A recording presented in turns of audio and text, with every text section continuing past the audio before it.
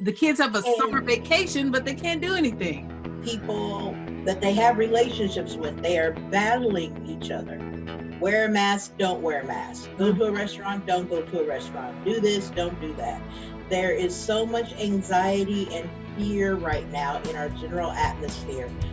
I just kind of shut down, not with just my kids, but with my husband. And a lot of anxiety and a lot of fear. Bridging generation gaps, socioeconomic gaps, gender gaps, cultural gaps, bridging gaps that cause confusion, division, and chaos in today's society. And now, let's join our moderator, host, and guest for another provocative episode of Bridging. As we were talking, I started to think about my own experiences with PTSD as it relates to my husband being a 23-year Army veteran. So I shared some of my own personal experiences. Let's watch. When we left in our last session, I asked you what are the most common mental health conditions, and there's one that I want to talk about, but I want you to name those again. What are the most common mental health conditions? Sure. Anxiety, depression, bipolar, and PTSD. Those are the four most common that we deal with, that work in treatment, and that people can experience on a regular basis. And right now, anxiety and depression is like on the top list, would you say? Anxiety is the number one mental health concern in the United States. Right behind it is depression. Behind that is PTSD and then bipolar. Whew, so anxiety and depression and PTSD, all of those can be situational, right? They can be situational in the sense of, again, an event happened. My grandfather died. My father died. When my dad died, I was very sad. I went through a period of time where I only wore certain colors. I only did certain things. I didn't feel like myself. Mm-hmm. But through resiliency of situation, I was able to move through that and eventually go back to work, go back to social situations. It wasn't something that hindered my everyday experience in life. And that is a sign as to know whether this is situational or is this a mental health situation that is turning into something else. When it affects your daily life and the ability to work through your normal daily situations for an extended period of time. Is there a certain time frame? Because I'm just thinking about what you said. You lost your father. I lost my mom. This is year 2 now. But for a whole year, for an entire year, I can look back now and say I was depressed. Mm-hmm. But in that moment, I wouldn't say I was depressed. I was just sleepy. I wanted to sleep. Right. And I could sleep like the whole day away. And I didn't think anything was wrong with it. I'm like, listen, I just lost my mom. Can I sleep? Can I sleep? Can a girl sleep? Can I get some rest? You know, because I didn't want to remember and deal with the pain. But eventually I did come out of it. But how long is too long? Should I have been medicated for that year? 6 months. 6 months.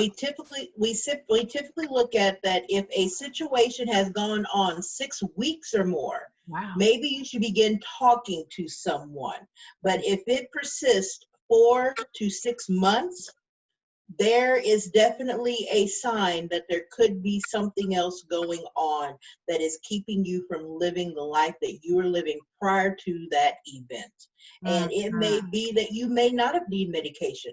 Maybe you just needed someone to talk to, such as a licensed therapist or counselor, or possibly clergy if you are very close within your faith family that specializes in counseling, such as trauma, such as grief and loss, to help you process through the situation and what is going on to help you rebuild that resiliency. But we say that if a situation persists and those new behaviors, which are called positive symptoms, begin to come in to where you're not getting out of bed, you're not going to work, you're not brushing your teeth, you're not upkeeping yourself, to where your family and friends are looking at you and going, something's not right, then what I tell families is trust your gut are, most likely you're right, something's not right. Well, I'm going to be totally transparent with y'all. I faked the funk. And this is what I mean, but I faked the funk. I slept all day. My children were at school.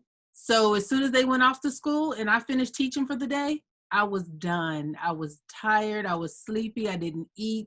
And then my alarm would go off around 4 o'clock. I knew family's coming back home. I'd get all dressed just like this and meet them at the door. Like I've been up and about all day. And I only had to do that for about 2 hours because after you do homework and eat dinner, what is it time to do? Go back to Get ready for bed. Get ready for bed. So I did that, and maybe I should have gotten some help. So I want to say to our viewers, if you are experiencing anything like that past 6 weeks, going into 6 months, definitely get some help. Talk to someone. Thank God my husband was here. He's a nurse, so he was able to pull me out of like the weekend. There was no sleeping on the weekend. So I think that kind of broke some of the cycle, because if I could have, if I was by myself, I would have slept a whole year away easily. Okay, so let's talk about situational PTSD and the difference between that. What kind of situations can bring on PTSD? Basically, and you can't, I don't mean to say the word that you can't. You can, but it's better to say what PTSD is and what it isn't. Okay. That would be a better explanation. First, let's say what it is. What is PTSD? What are those letters? Because we say it as if everyone knows, but what is that? Post-traumatic stress syndrome. Okay. And that's a really long, very creative phrasing for saying hypervigilance. Okay. Basically, the simplest way to put it is that a situation, something happened to someone repeatedly that put their mind in a state of what we call fight, flight, or freeze. Okay. And at that point, they developed hypervigilance. They got to the point where they could sense something out before anyone else. They would begin to develop rituals and do things in order to protect themselves, to keep themselves safe in any situation or whatever is going on. And in that hypervigilance, they basically build a system around them that allows them to create the safety of the situation that they did not have when the situation took place. It could be something such as, I was robbed at gunpoint, and now being robbed at gunpoint, I don't go out at night. I don't go to convenience stores. I don't do this. I don't do that. I have now changed my life view in order to fit what is going on to keep myself safe. It is one of the most treatable mental health concerns, but it takes work on the part of the person who is dealing with it, because your brain is talking to you and telling you stay in fight, flight, or freeze. You have to stay vigilant. You have to pay attention to your surroundings. You have to pay attention to what's going on. So a person that has been diagnosed with PTSD, it takes a lot of work on their part in order to rebuild a lifestyle that they are comfortable with. And that is the key phrase. They are comfortable with. Wow. It may not be something that, again, their neighbor or even another family member agrees with. If that person begins to feel comfortable once they have gone through treatment with the steps that they have developed in order to keep themselves safe, that is treatment well done for them. For example, someone who has gotten into a horrific accident on the interstate. It was awful. They may never want to drive on the interstate again. Right. Well, guess what? If that person can get to the same location by taking every back street and back road that there is, but still be present at the event when it comes around, that is successful treatment. Yeah. Just because they don't go on the interstate doesn't mean that they haven't conquered their PTSD. What they've done is what most people do, is rewire their brain in order to deal with the situation that took place, to redevelop my life in a way that allows me to still live without going into fight, flight, or freeze. Wow. Sandra, I thought about you when she explained that, because you talked about on our last episode how you do things for yourself to make yourself feel safe. And even in this pandemic, it triggered you because of the safety mechanism that you have in place that no one's going to control me. I am not going to be controlled, and you're not going to tell me when and how and what to do. So that takes you all the way back to when you're 4, 5, and 6 years old. What are the things that you have put in place to keep yourself safe mentally? Well, a lot of things, but PTSD is a lot more than being hypervigilant for me. It was, I would flash back into the memories of being in another place and time, and also hearing voices of people from that time. And it was like I was in another place and time, so I wasn't present in my life. And so that can be very scary. There's several things I do. Number one, I have, and this I learned a lot through NAMI when I was teaching classes and going to classes of how to take care of myself. And in my toolbox, there's things like having those people that you can call at 2 o'clock in the morning and tell them what's going on. That person that understands what's going on, and you say, you know, I know I'm in trouble, and or even saying, is this real or not real? I have people set in place, and then I do calming things like exercise helps me with my mental health. Eating good, healthy food. I get off into sugar or carbs or something. It takes away from my mental alertness. And then the other thing that I do is I do holistic things, like I do reflexology myself to others, and I get reflexology treatments, which help me feel better and emotionally better. I've done acupuncture. I'm not currently doing that, but I have done that in the past. And then I do tapping, which a lot of veterans do for PTSD. It's I have a app on my phone called the Tapping Solution, and it'll tap down my anger. It'll tap down my anxiety. It'll calm me, or it'll even help me to get motivated, because when you got all this going on in your brain, it's really hard to get up in the morning and say, oh, I'm going to have a full day, because you may get that way and you may start that way, and then all of a sudden you're flashed back into some other memory and the horrific things. And see, memories are not just mental thoughts. They could be body memories. They could be smells. Triggers are so vast for people depending on what they've been through. And so I try to do a lot of things to keep going. That is, that I'm so glad you shared that with us. My husband, who is a 23-year veteran, went to Iraq for a year and came back a different person. So our kids were smaller. When he came back, I think our daughter was like 8 or 9, and my son was 2 or 3. And they noticed that a little different. You know, he came back a little angry. He came back a little jittery and, you know, hyper vigilant, like always looking around. Well, he was in Iraq and on a war zone, you know. So some of that we had to deal with, and the way we dealt with it was unique for us. Just like you said, Melinda, we had to do what worked for us. We could not go to the mall and stay for an hour. It was get in, get out. We forfeited every fair. You know, when the fair comes to town and everybody wants to go to the fair, and the kids are like, are you going to the fair? My kids are like, no, we're not going, you know, because he didn't want us to go by ourselves. Something might happen. And he didn't want to come with us because something might happen. So we had to forfeit those kind of things for many years. It's just like now we're able to go out, but now it's a pandemic. We're able to go out, go to the mall, stay, you know, at least an hour, go to a fair, go to Disney World. We're able to do those things now. But for many years, once he returned, we could not. Even going to a restaurant, he had to sit in a certain seat. His back had to be against the wall, not a window. And he had to see everything that was going on. And when we left, he would ask me, did you see that guy with the black backpack? Did you see anything strange about, like, so we just know when we walk in a restaurant now, here's our thing. We scan. Yep, we see him. We see her. I think it's okay. And yes, you can sit your back to the wall. So, you know, those things that families have to understand with helping their loved ones and helping their, their family members get through this, so that you do have a new normal. There's a new normal for us. Normal for us is, it's something different than it was before.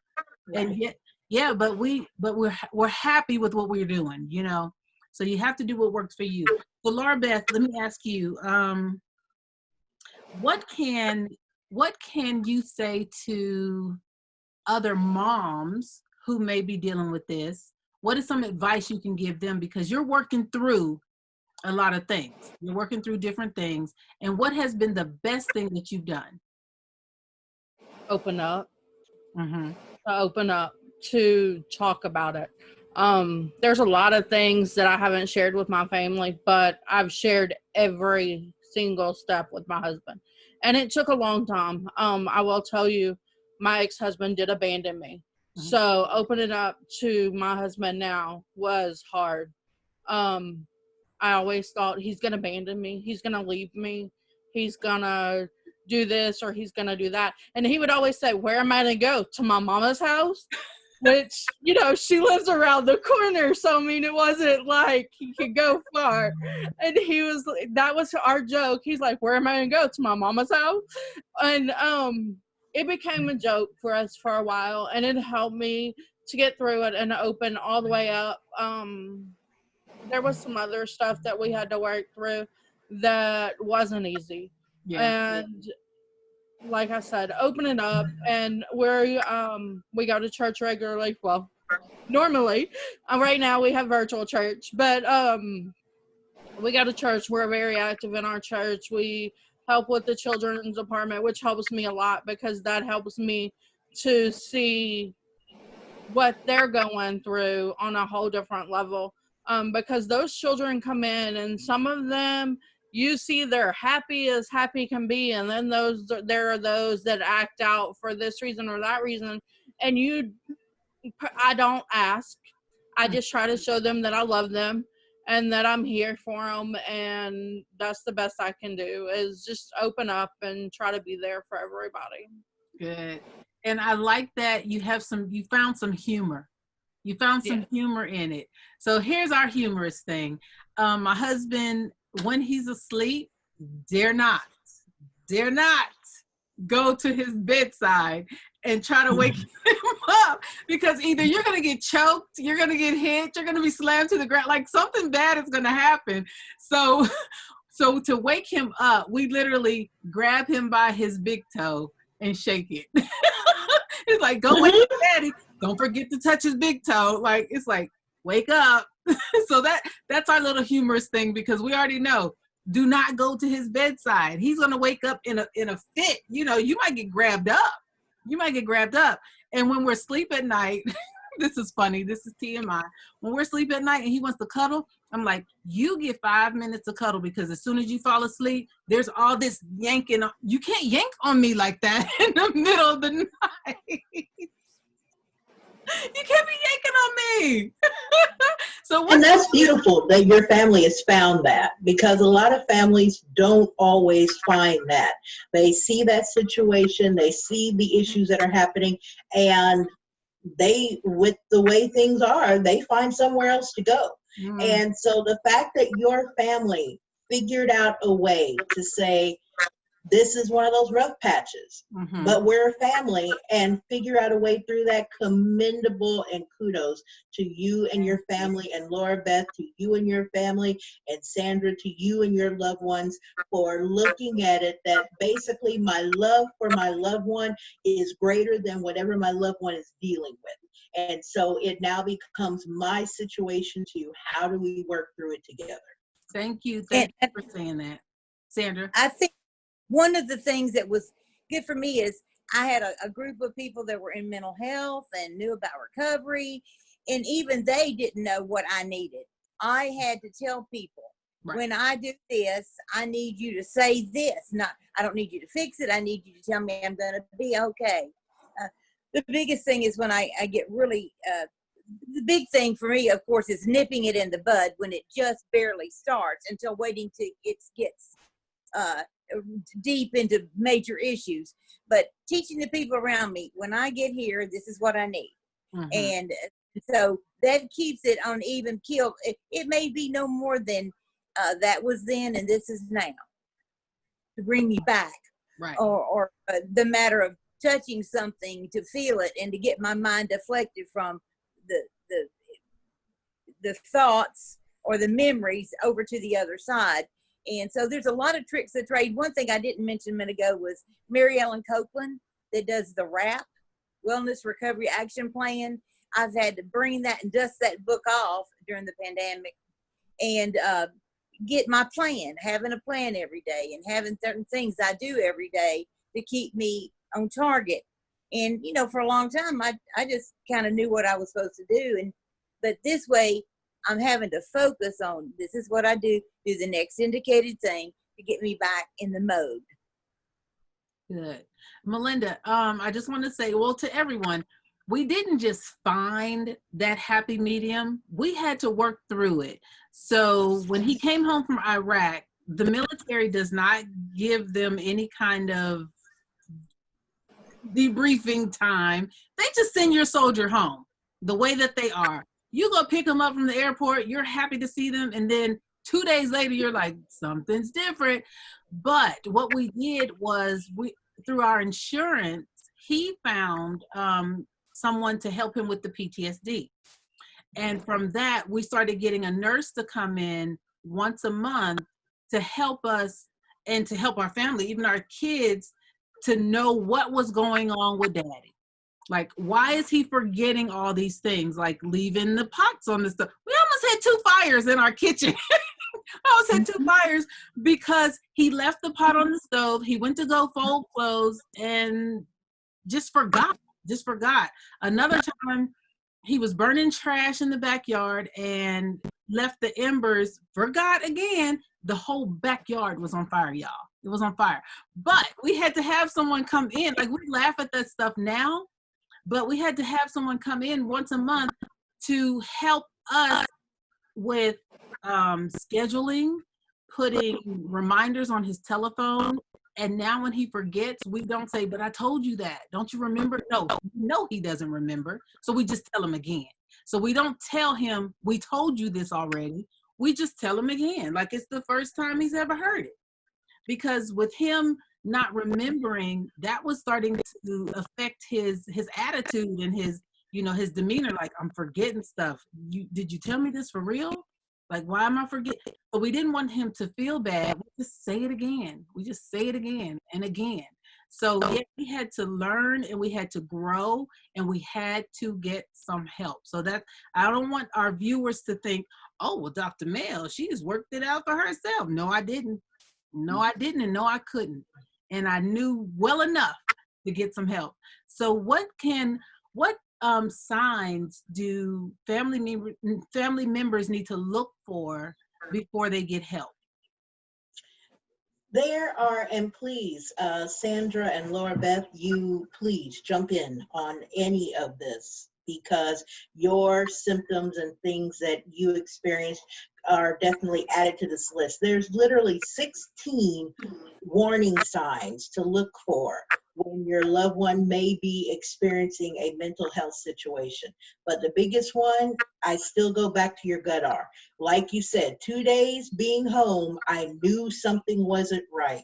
Mm-hmm. So the first thing is your radar is going off, going, my loved one isn't the same as they were. They're sleeping too much. They're not sleeping enough. They're eating too much. They're not eating enough. If they are someone who valued their physical appearance and now that physical appearance is starting to wane, if they aren't taking care of themselves in terms of their personal hygiene, if you notice basically new things are being added to their personality, where you would look at that person and go, this isn't whom I remember. And there can be a difference in that, because we are allowed as human beings to grow and change and adapt. I used to like my eggs one way, now I like them another way. That has nothing to do with mental health, that's just growing and changing. But if you look at someone and consistently see there's a pattern of behavior that doesn't fit their typical mode of behavior, then you need to look at it and go, what's going on? Is something happening in their lives that I may not know about? Are they overworking? Are they underworking? And you are the one that would be able to know the answers to these questions, being a loved one. Or it may also be a situation like you had, that you were able to fool the system for a year and to be able to keep your family kind of off the trail because they didn't see what was going on. So it takes really that gut going, something's not right, and then begin studying your loved one to see, are there new things about their personality or their habits that used to did not be here? And if so, what are they? And is it just a personality change, like they no longer like their eggs this way? Or is it something going on with them that needs to be addressed? Wow. Laura Beth, how has, because a 15-year-old who has depression would be different from a 25-year-old or even a 30-year-old who has depression. How has that changed over time for you? I've learned to deal with it. I've learned to realize when the depression hits, when it's time to get help, how I need to deal with it. Sometimes I have to break down and go see the therapist, or I have to break down and say, I've got to have the medication. I can't do this on my own anymore. And then there's sometimes I can just say, okay, I need you to sit down and we're going to have this conversation. You're just going to listen to me until I'm done talking. Mm-hmm. And when I get to that point, he looks at me and he says, okay. And, you know, most men don't listen. My husband listens because he knows when he doesn't, that the depression gets worse. Mm-hmm. So he listens. He makes sure that I open up. If there's something I'm not telling, he's like, hold on, you didn't tell me all that. You need to tell me that. That's good. Hold on, you got to finish that thought. You just jumped. And he will tell me, you have to get it off your chest. And when I was 15 and depressed, like I said, my mom just brushed it off. And I didn't know who else to turn to. Mm-hmm. And at that point, I was like, okay, I don't know what to do. And my friends at school were like, you're changed. What's wrong? I'm like, I just lost my grandfather. I'll be okay. Everything will be fine. But then it was like right at the summer. So he died. And then it was summertime. So I was at home with my baby sister. It was just me and her. Mm-hmm. And I didn't know how to deal with it. I wanted to push her away. She's a special needs child. And she was only a year old, so she needed all my attention. And that helped me make it through as well. But it was still very hard being 15, taking care of a 1-year-old. Yeah. And my mom worked long hours. She was a manager at a convenience store, so she worked long hours. And then when I was 25, I had a 5-year-old and was expecting my next child. So that was how I made it through that, was taking care of my own child and then expecting another one. But during all of my pregnancies, I had to be medicated for depression. Okay. Sandra, you talked about support systems. Like you have someone that you can call at 2:00 in the morning and say, listen, this is what I need you to say. I need you to tell me it's going to be all right. And then you go ahead and tell your story. How did you develop your support systems? Because they don't come a dime a dozen. No, they don't. And it was over time, telling people, you know, I'm not a person that's very social. And one of the things that with it damage starting at such a young age, and not telling and keeping it to myself and pretending to be okay for so many years, that hiding is a real good thing. So people might not even know I have anything going on. I might not tell my business. So I had to open up and make sure that this person was safe. You know, I had to go through that. Are they safe? Are they going to harm me? Are they going to tell me the truth when I ask them, is this true, not true? Is this harmful or not harmful? Am I saying the right thing, doing the right thing? So it was a process of over time. And, you know, people come in and out of your life, and you may have a support system today, and they may move, they relocate, they may die. And so much happens. So, you know, as of right now, I'm thankful. I can call my children. I can't tell them a lot because it seems to bother them because I'm the mother and they're the kid. Like I was telling you the other day, my son said, I'll start going into some things that are going on here. He tries not to encourage bad behavior. In other words, if I get too far on the OCD or something going on with me, he'll say, Mother, all I'm asking is please keep it on the road, because I do not want to have to order you extra long sleeve shirts. And so I do have help, but it's limited. Okay. Keep it on the road. That's what he says to you. Keep it on the road. Ladies, this has been such an eye-opener. Just having a conversation, we can see where we fit in on the spectrum. Like, there's situational things that happen, there's events that happen. So, like you said, 1 in 2 of us, 1 out of every 2 people at some point deal with something, either anxiety, depression, PTSD, something in our lives. So we are wrapping it up, but I want to give each of you a chance to say whatever it is you want to say in 1 minute. What would you want to tell the world about mental health? Sandra. Well, the main thing is it's not your fault. Mm-hmm. You didn't cause it, and you can't always control it. And I'm very lucky that there's a medicine that has worked for me and helped me. And that's the first thing anybody asks me when I have an issue is, did you take your pills today? And not my favorite thing to hear, but it's important for me. More than anything is that there is help. There's help. There is an answer to that. There are so many things, and just like Melinda said earlier, educating yourself on the mental illness. Knowing, because there is help. You don't have to stay there. You don't have to stay depressed. You don't have to stay sad. Now, have I perfectly worked out everything in my life? No.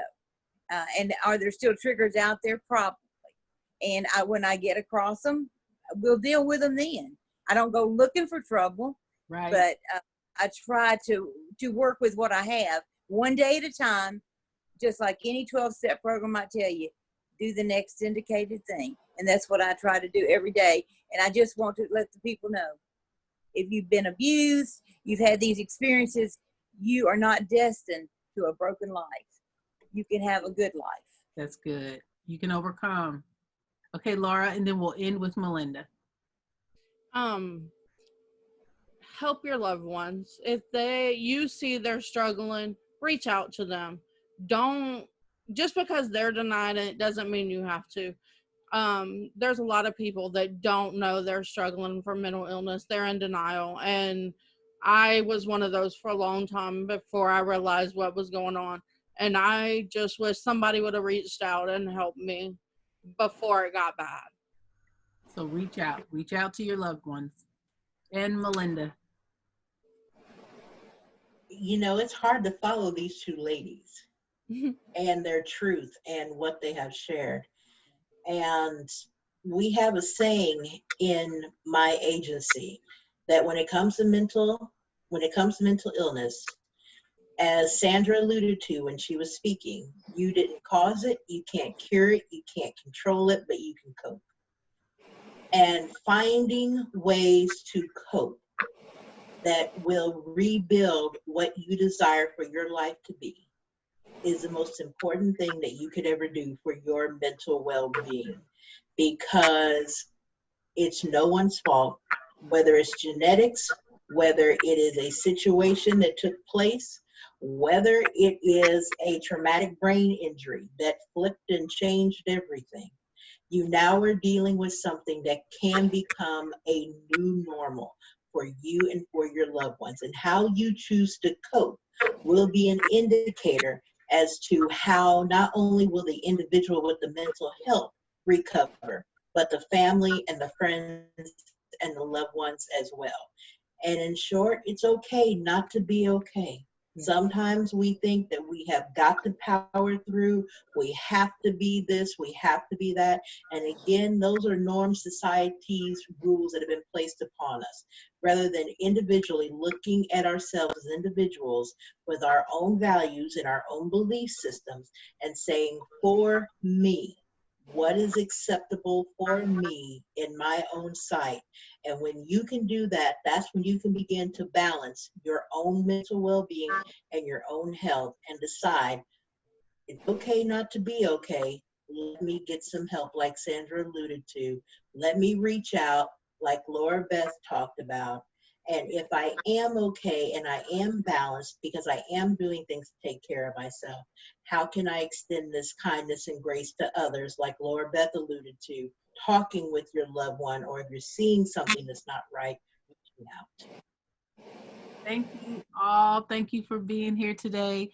And if I had to leave the viewers with one thing, I want to say that your new normal, it can happen.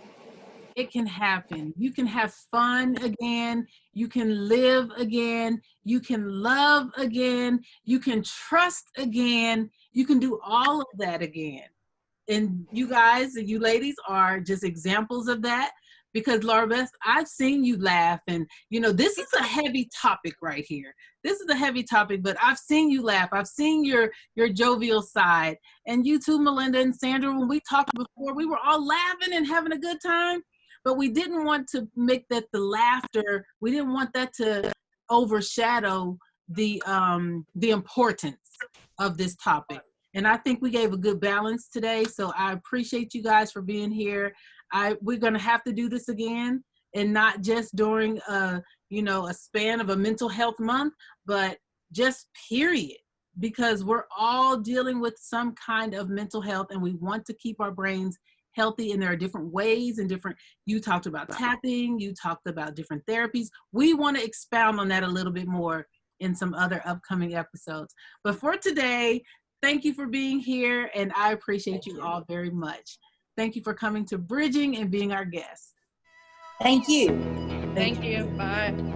Bye. Bye.